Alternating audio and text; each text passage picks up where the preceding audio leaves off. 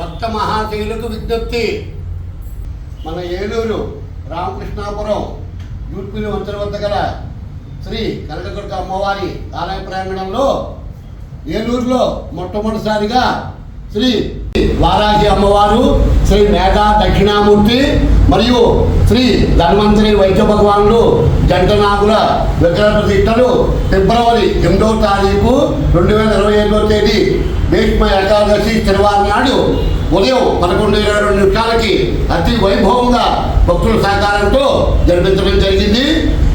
కోరిన కోరికలు తీర్చేటువంటి భక్తులకు పొంగు బంగారం ఉండేటువంటి వారాహి అమ్మవారిని ఏలూరులో ప్రతిష్ఠించాలని చెప్పి సంకల్పం వచ్చి ఆ ప్రయత్నంలో భక్తుల సహకారాన్ని అభ్యర్థించడం జరిగింది.